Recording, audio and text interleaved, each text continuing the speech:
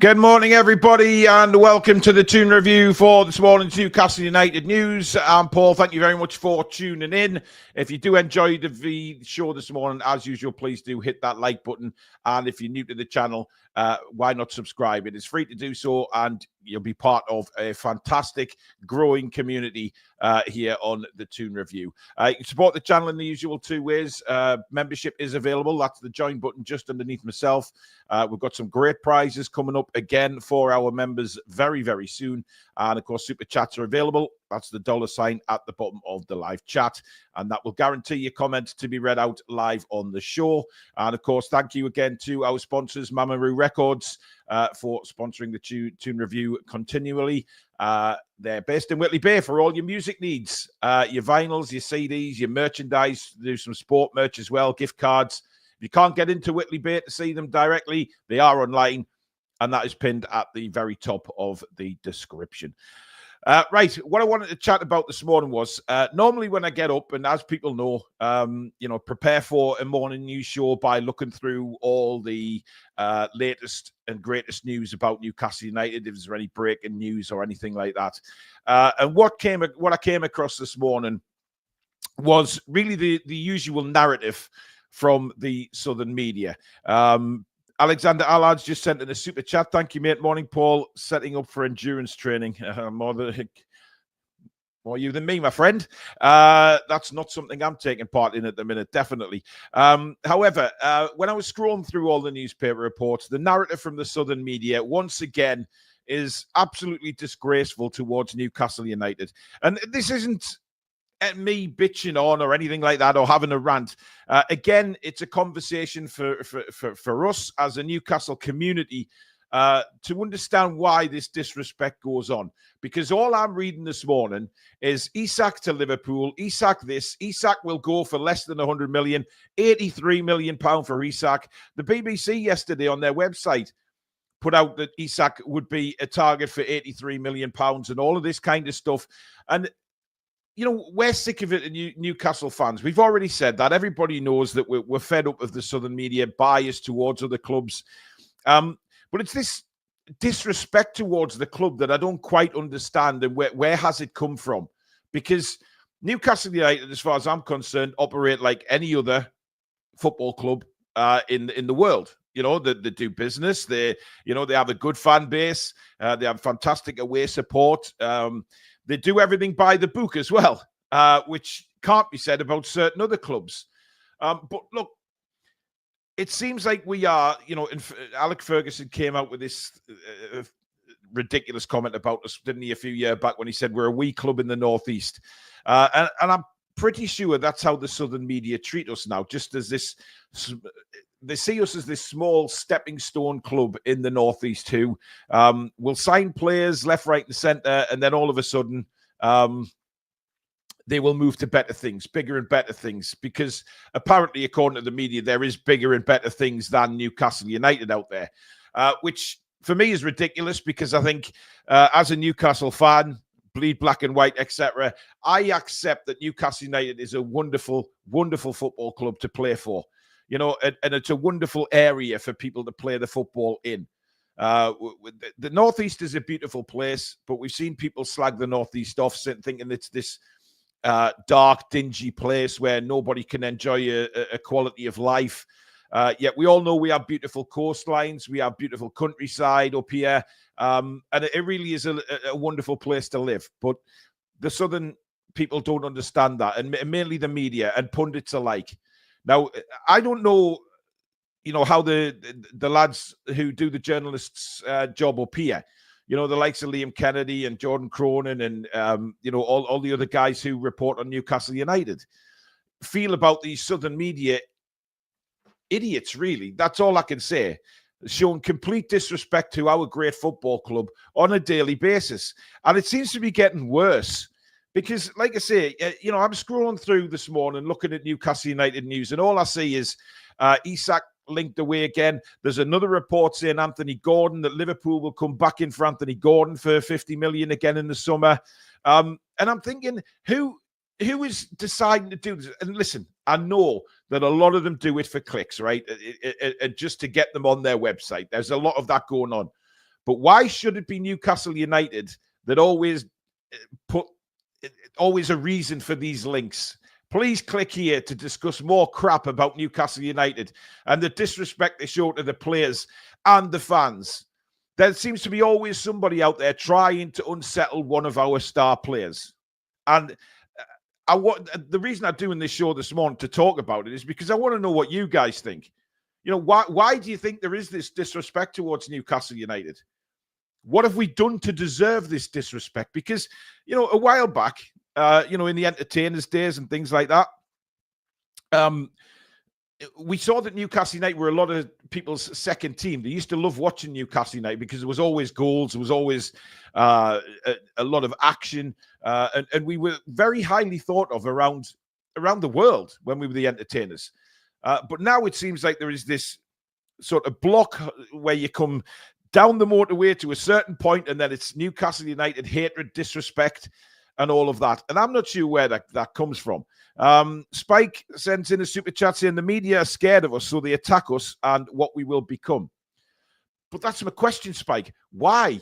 Why is the media scared of what we will become? Because if we become a giant and we start winning lots of things and things like that, then surely reporting that will give them more opportunity to get people on their websites, if you know what I mean. You know, instead of printing so much goddamn lies and negativity about Newcastle United, why don't they, can they not look forward to when we become that giant, we awake and we start winning things? Newcastle United will generate a lot of interest.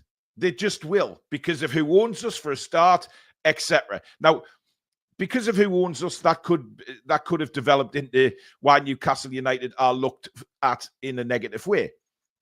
However, for me, we've always kept politics out of football on this channel, and we'll continue to do that. The owners want to win things.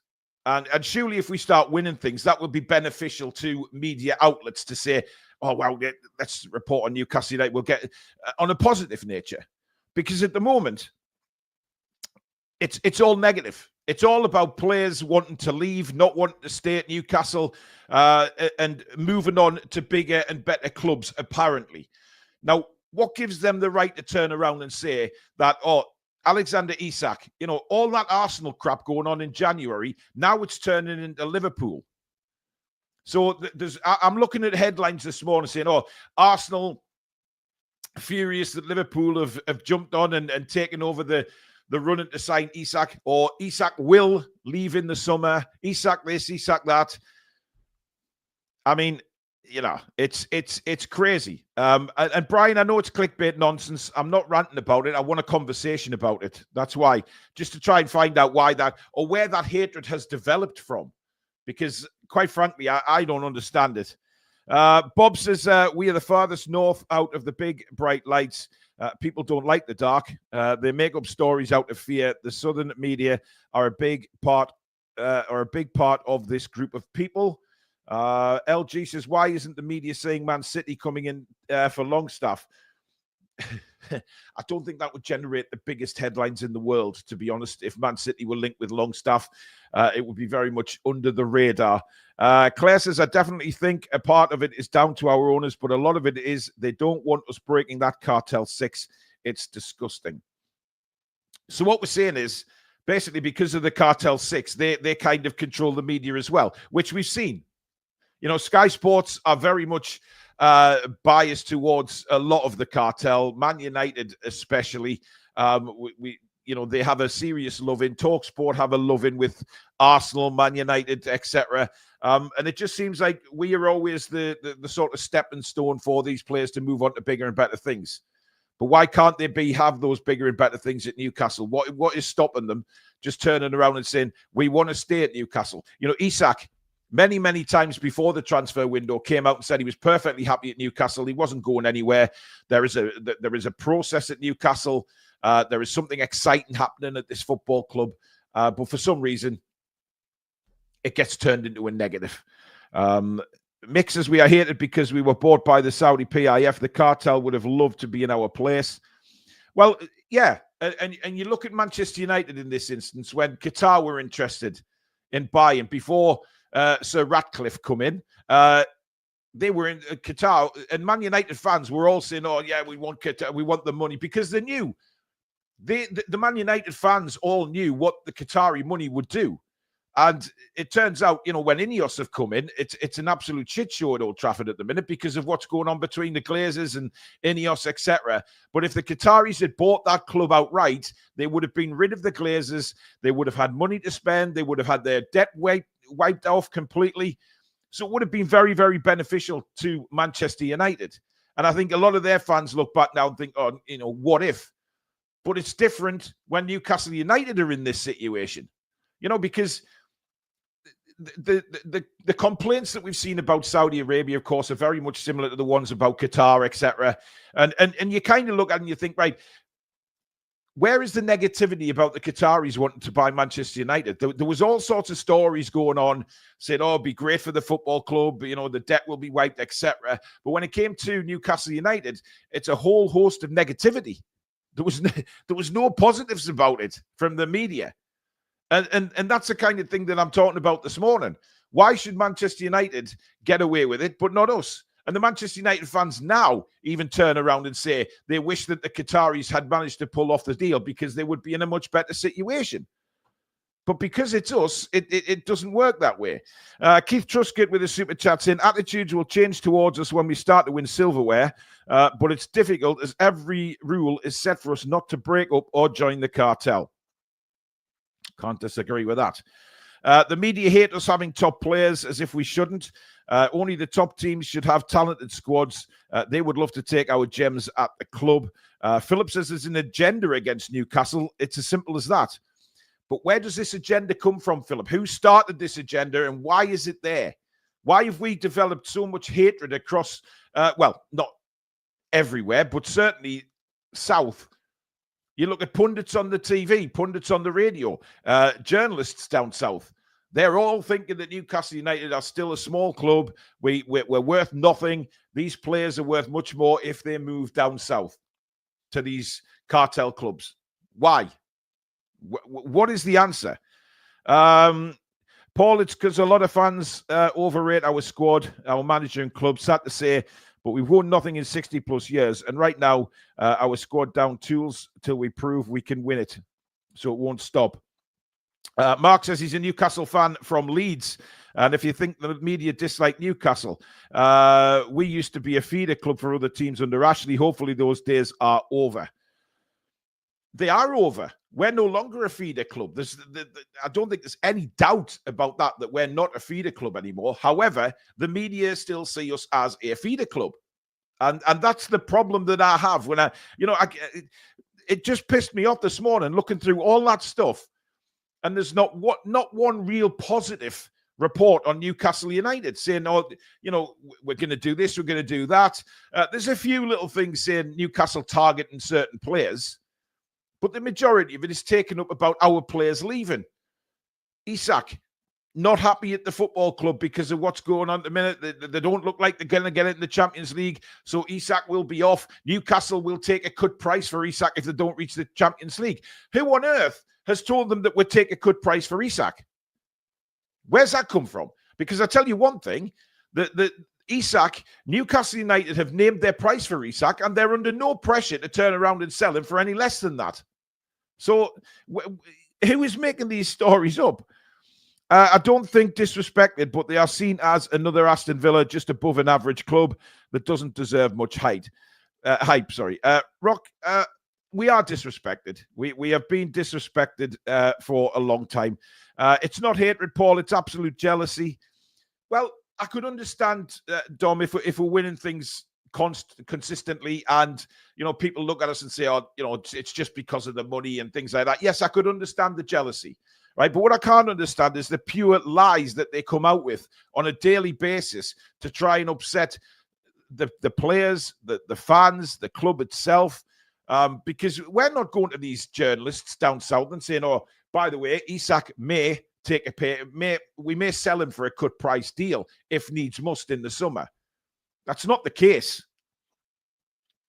Kev says it might be because Spurs have been taking a right battering in the media recently. Spurs always have, though. Spurs always have. They've always they've always been this laughing stock of the Southern media for years and years. Neville and Carragher are the cartel's version of Stadler and Waldorf. LG, the cartel, Sky Sports, TNT is the same Talk Sports because all their pundits are from the cartel clubs. Foxy, until we win something, those types of rumors will never stop. We are not taken serious by the media for that reason, mostly. Well, yeah, look, I think obviously until we start winning things, and that's the proof in the pudding. Until this football club starts to win things, we start really generating trophies and generating a lot of revenue and competing at the very top.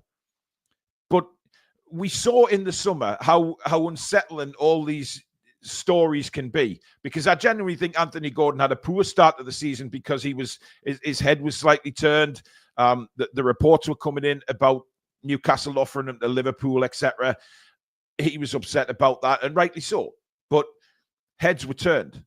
Now, Isak says he's not bothered what he reads in the press, which is good for us to know as Newcastle United fans. Of course it is. But they continue to do it. And I don't see any other club being treated like this with their top players. You know, you don't see any other club mentioned as much as Newcastle United about their top stars leaving in the transfer windows than you do regarding Newcastle United.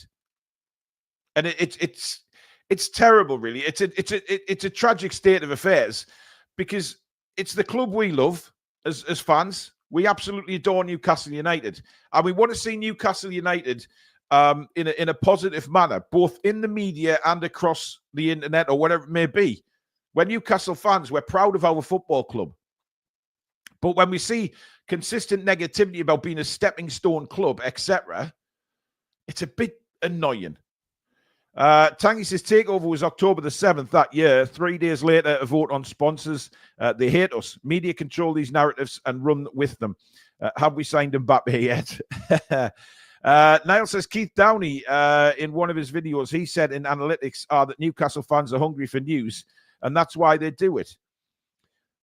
I mean, do you really believe that, Niall? Do you really believe that we, as Newcastle United fans, are starved on news and we just want to see whether it be negative or positive? Because I tell you something, mate, I would rather wake up, having a coffee on the morning, looking through all the news reports and seeing, you know, a few stories on Newcastle United in a positive nature.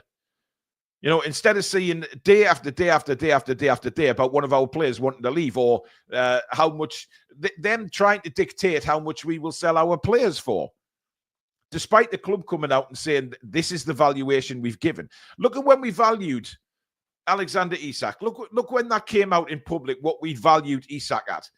The outcry down south was ridiculous. Absolutely ridiculous. The jealousy, the hatred, everything. It was pathetic the way people reacted because we put such a big price tag on Isak.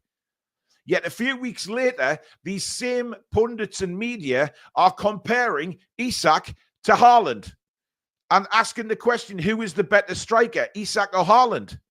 Yet they were kicking off about his price value just a couple of weeks before that. Where is the sense? Keith Truscott says, until we start pulling in 700 million in revenues like top clubs, we will always struggle and journalists' attitudes will not change. Till then, we're a mediocre club. But listen, they've done their training and qualifications or whatever it may be to be that journalist, okay? Surely they will have the absolute common sense to realize that Newcastle United are not a mediocre club. Yes, in terms of trophies, very much so. However, the whole ballpark is we are not a mediocre club. We have the richest owners in the world now. We are very much a sleeping giant. Things are going to start developing with new stadiums, etc. Hopefully in the summer, that is when we get a squad overhaul and we are able to bring in top quality players. And hopefully, fingers crossed, we are in a league position to be able to bring in those top stars that we will be looking at. So I understand that we're a mediocre club trophy-wise, but away from the trophies, there is a process in place here that makes us very much a competitor with the big lot up in the cartel. So the narrative is always going to be there for a mediocre club until we win trophies. But surely their brains will compute that we are really rising here, and something special is going to be happening at Newcastle United. Because I'm fully still behind that. I fully still believe that something special is going to happen. Yeah, we're going through a rocky patch in the Premier League. We're not playing great, but we're in a cup final and we're in a fifth round of the other cup. So it's not all doom and gloom at Newcastle United right now. Gary Hannand, a member for 34 months on the channel. That's incredible, Gary. Thank you, mate. Hiya, people and Paul. With NUFC, it's always been said that nobody likes Newcastle, which we have to believe in our team with a great future on your best show. Thank you very much, mate. I'm going to go through a few more comments and see what you guys are saying. What are we actually expecting from the media? When we won 9 in a row, we were getting a lot of coverage for the good we were doing. Were we? I mean, on the pitch, yes, but there was still all the reports, Kev, about players leaving and loads of negative stuff consistently in the media. Mike's power is absolute. They are afraid to lose their status. Indeed. Michael says, looking at our remaining fixtures, they are 25 points. We have a really good chance of grabbing as we have a decent run in. 66 points, good enough for 5th this year. Yeah, but you look at the run-in and you think, right, there is winnable games. But we said that against Bournemouth and Fulham as well. We've got to be on it. Mark, to be fair, it's what the press do. They always try and bring down any success story, whether it be on an individual, or an organisation. We were the whipping boys for so long, with the Slug being a yo-yo club. Absolutely. Absolutely. But that's what I'm talking about, Mark. The brains of these journalists to compute that something is very special happening at Newcastle United. Why can't they realise that? Why do they have to be negative and try and get our players out the door down south? Ryan says, from the get-go, the EPL has been doing everything in their power to shut Newcastle down. The media spread lies on their behalf. Follow the money. It's pure simple-mindedness that they all think London is the be and end all, when in fact it is a shithole. Ground redevelopment news soon, we hope. Did I say I'm still upset about the Leazes End being pulled down in 1978? Yeah, well, look, I know that was a very, very, talking to my dad and grandparents when I was growing up about the Leazes End being pulled down. That was a big, big decision for Newcastle. But again, it just, things need redeveloping at times, and it had to happen. It turned into a tiny little stand for a long period of time, didn't it, the Leazes End? But now it's magnificent. Simple as that. But, new stadium is possibly on the horizon. Brian says the media's paymasters control the narrative. Look at the media's ownership and friends, business associates, and friends. Fubar says you never see reports linking Haaland to Liverpool or Saka to City. With our ownership and desire to win everything, we should be viewed in the same way. The media are just stuck in Groundhog Day. That's an excellent point, Fubar. And that's just the point I made a few minutes ago. Where's the links with Haaland moving on? Where's the links with Saka going on? Liverpool players moving. There was 3 Liverpool players come at the end of the contracts. You look at Trent, you look at Van Dijk, and you look at who was the other, Salah, right?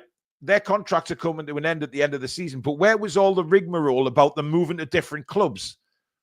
Where was all the reports about saying, Salah's linked here and there and everywhere, and Van Dijk, he's looking at Manchester United, or look at them, or Real Madrid, or one of those sides? Nothing, absolutely nothing regarding these players. So why? And their contracts were coming to an end. Isak is under contract at Newcastle. It's crazy. Ian Fleming, a member for 30 months. Thank you, Ian. To be fair, I only listen to Keith Downey in the media. I think I'm a big fan of Keith Downey, as everybody knows. But I think he did upset a lot of Newcastle fans when he did that video, which I think he's taken down now, actually. But to be fair to Keith, he has done a fantastic job, an absolutely fantastic job with what he's done. And I really do believe that the likes of Keith Downey especially, he tries to put Newcastle United in a very, very positive way. Even when there's negative stuff kicking around, he will try and make something positive out of it. And I truly believe that. The Geordie journos, Jordan Cronin, Liam Kennedy, etc., do believe that they have Newcastle United in their hearts, and everything they want to promote for Newcastle United should be a positive. But they're also very honest about the situations that go on at Newcastle. You know, if you look at the video they did after the game at Manchester City, they were very brutally honest about that. And I think you've got to be. But we're not talking about performances on the pitch here. We're talking about what goes on away from the pitch, day in, day out, with the media. And I don't know, you know, there's nothing we can do as fans to change it, because quite frankly, it's never going to change, is it? It's always going to be the same. Kath, good morning. Hope you're well. Yet Isak has only become the player he is because of Eddie. What next? Someone comes in for a twoffer. Kath, I have no idea what a twoffer is, but probably. Richard Stoner doesn't mean anything. Sorry, those clubs are above us because they win. But saying we are big and acting big is a big difference. I can say I'm going to win the lottery, but I ain't. Yeah, obviously. But we're not a small club. We're not a small club. It's as simple as that. We're not a small football club. Trophy-wise, we are. But, you know, fan base, stadium, etc., we're not a small club. I refuse to believe that. But I do understand that we do have to start winning some trophies. Tom says there are negative stories about every club. Every club feels the same. Fans always feel the victim. It's life. Come on, Tom. Come on, mate. Newcastle United are always at the heart of negative stuff, and they have been for years, even under Ashley, definitely. But for years and years, there's been this negative narrative about Newcastle United and a stepping stone attitude to this football club. George says, we're not winners, and I'm happy for the media to play us down. They do it to all the clubs. We feel that much sweeter when we finally get our hands on a cup. Kev says, completely off topic, but everyone needs to read Derek Wright's book. It's fantastic. Some of the stories about Gaza are superb. Yeah, well, we had Derek on the show, didn't we, promoting his book. So it is. I've read it as well. It's fantastic. Absolutely incredible. There's some incredible stories in there. Robert says, Everton fans happy with their new stadium. Hopefully that will be us soon. Yeah, I saw pictures of it yesterday. Of course, I think it was an under-18s game where they had 10,000 fans in to test out the stadium. It looks really nice, I have to say. It looks really, really nice. Jake says, I can't see Isak going to Liverpool. They ain't going to spend £150 million on a player. Lionheart says, apparently Isak rejected a contract to see what happens at the end of the season. So no Europe he goes. Yeah, but that's my whole point. Who's told you that? Who's reported that? How do they know that? You know, no, I've seen nothing, absolutely nothing about Isak and his contract.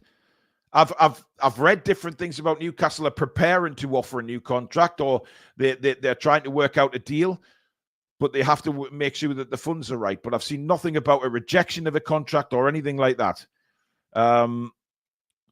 Rachel says Keith Downey came out with a post on X following that video saying after things he's seen, he gets where we are coming from. Fair play to him. Yeah, he was happy to say that he understood. I don't blame Keith. It's his opinion.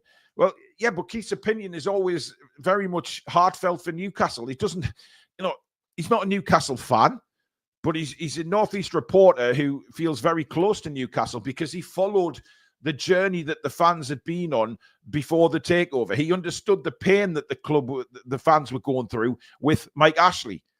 The club was heading nowhere but down. Relegation again, and possibly relegation from the Championship. I couldn't see us coming back. But things change. And he followed that process. And it's a club that's really grown on Keith Downey since he's been reporting on us for many, many years. So when Keith speaks, I listen, to be honest, because I think what Keith's got to say is very important. And certain other journalists in the Northeast as well. But we're talking about the Southern bias here, trying to say that nobody wants to play in Newcastle. We've heard pundits come out on the radio and say it many times. Nobody wants to play in Newcastle because it's not a great place to live. Well, fuck you and your mates. You know what I mean? It is a great place to live. It's a big if, but if Man City get a religion? I think it's a relegation. I wonder how many players we suddenly want to give something back to support their boyhood club. Just check out who it's. Well, yeah. It comes with the territory every single week for the last 40 years. A Liverpool player is leaving, according to the media. Well, really? As much as us? As much as Isak? As much as Bruno? As much as Gordon? Listen, I understand that. I've seen Liverpool players linked away, but not anywhere near, as I just said, about your contract situation with 3 of your players. There's not the absolute frenzy that there is to get certainly Isak out of Newcastle. It's incredible. Kyle says if Isak wants to win trophies in consistent European football, then realistically he would have to leave. Well, realistically, he wouldn't have to leave because he can get it at Newcastle if we perform. But I do understand that if we don't get into Europe, it is a possibility that Isak would leave. Of course it is. It's a possibility that a lot of our big players would leave because that's the elite football competition. That's the elite club competition. That's where they want to be. But why can't it be with us? You know, there's no reason. We're still in a good position in the Premier League at the minute. Our form in the Premier League isn't great, but we can turn that round. We can go on another winning run and then force ourselves back in towards that top 5 for Champions League qualification. Isak is off to Sunderland for a big bag of cheesy chips and 2 curly whirlies. Yeah. Yvonne says most Premier clubs would love to have our support home and away. We are not a small club. And well done in sense of tackle mid-game on how we're doing in the league.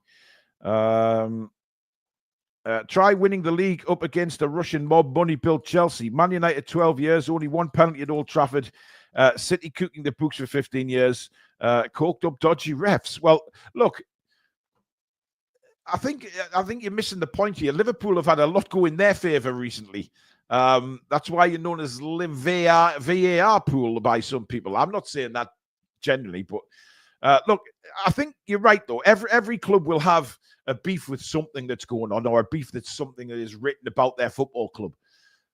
But I'm just talking about my club. That I see my club written in such a negative way. It really does annoy me.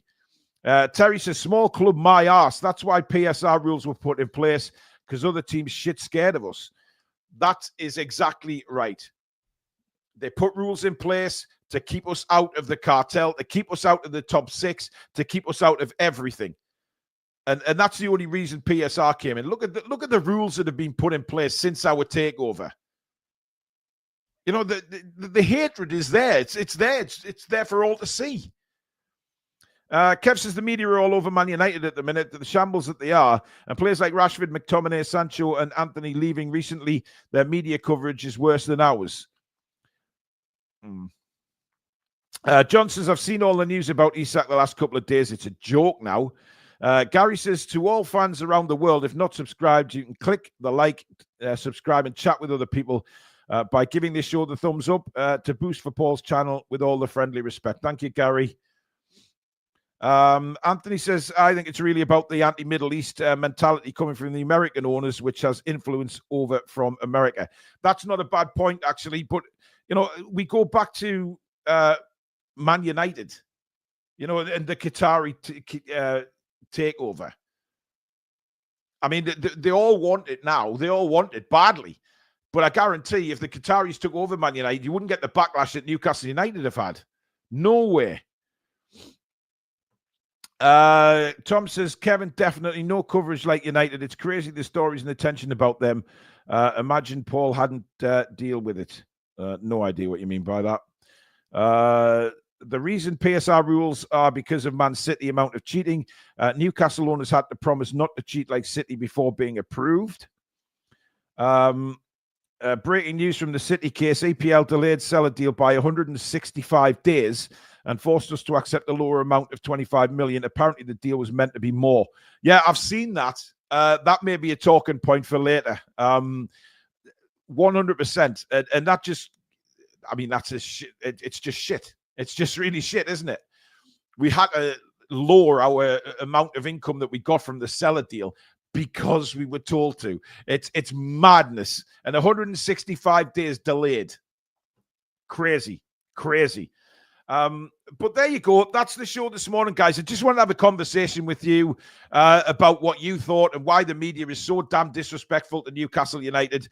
We'll never get proper answers on it, of course, but we can only suspect and talk about it.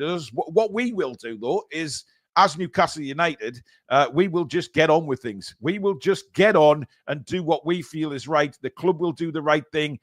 Hopefully in the summer, we'll see some great things changed around, and we'll be able to bounce back and just maybe change the narrative from the media into something more positive.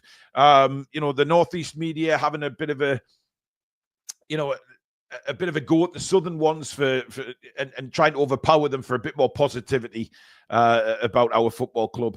That's what it's all about. It's about sticking by your club and defending them. And as everybody knows who watches and subscribes to this channel, I will defend Newcastle United until I am blue in the face. And that is because I don't sort of just think, oh, don't let them, just keep quiet, let them get on with it. I will never do that because I will always have a go back and stick up for the football club. I feel as fans, we have a right to do that.